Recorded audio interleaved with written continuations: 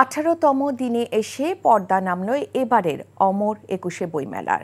শেষ দিনে পাঠক দর্শনার্থীদের উপস্থিতিও ছিল চোখে পড়ার মতো।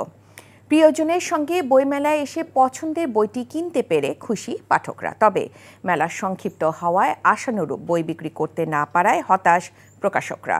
আরাফাত ইসলামের রিপোর্ট। জাতীয় নির্বাচনের কারণে নির্ধারিত সময়ের চেয়ে ২৫ দিন পিছিয়ে ২৬ ফেব্রুয়ারি শুরু হয় এবারের অমর 21শে বইমেলা। যদিও রমজান মাস থাকায় পুরো বইমেলা জুড়েই পাঠক সমাগমে অন্যান্য বছরের তুলনায় কিছুটা ভাটা পড়ে। শেষের কয়েকদিনে মেলায় পাঠক সমাগম বেশি ছিল। কেউ আসেন পরিবার পরিজন নিয়ে, আবার কেউ বন্ধুবান্ধব বা প্রিয়জনের সঙ্গে মেলায় আসেন পছন্দের বই কিনতে। ফ্যামিলির সাথে আসা হয়েছে। আর বই বলতে গেলে থ্রিলারটাই পছন্দ। তো হ্যাঁ, একটু খারাপ লাগছে, আর কিছুদিন এক্সটেন্ড করা গেলে মানে বাড়ানো গেলে ভালো লাগতো। আসলে বাচ্চা প্রত্যেকবারই আসার একটা তার আকাঙ্ক্ষা থাকে। এইবারও অনেক আগে থেকে বলছিল, কিন্তু মেলা যে হঠাৎ শুরু হয়েছে বা দেরি করে আবার শেষ হচ্ছে আগে, এই জন্য হঠাৎ করে জানতে পারলাম যে আজকে শেষ। এখন তার আবদার রাখতেই আজকে আসা। এবার তো বইমেলা খুব স্বল্প সময়ের জন্য হয়েছে, তো আসলে কেমনভাবে চলে গিয়েছে বুঝতেই পারিনি। তবে অন্যান্য বছরের চেয়ে এবার বই বিক্রি কম হওয়ায় হতাশ প্রকাশকরা।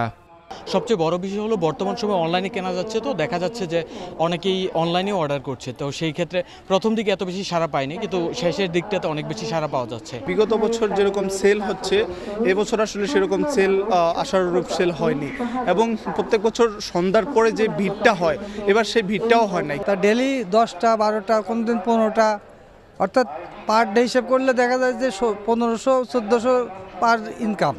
তো এতে করে আমাদের যে ইফতারি খরচ হয়েছে তাই শেষ হয়ে গেছে, মানে আমাদের চরম ক্ষতি হয়েছে। মানে বইমেলার সমাপনী অনুষ্ঠানে সংস্কৃতি মন্ত্রী নিতাই রায়চৌধুরী জ্ঞান বিস্তারে উপজেলা পর্যায়ে লাইব্রেরি স্থাপনের কথা জানান।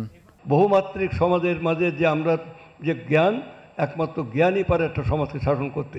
আবার আমাদের সন্তানদেরকে সেই বইয়ের জগতে নিয়ে যেতে চাই, যে আমরা প্রত্যেক উপজেলায় লাইব্রেরি নিয়ে যাব। পরে বিভিন্ন ক্যাটাগরিতে অংশগ্রহণকারীদের মাঝে পুরস্কার বিতরণের মধ্য দিয়ে সমাপনী অনুষ্ঠানের শেষ হয়। আরাফাত ইসলাম, এনটিভি নিউজ, ঢাকা।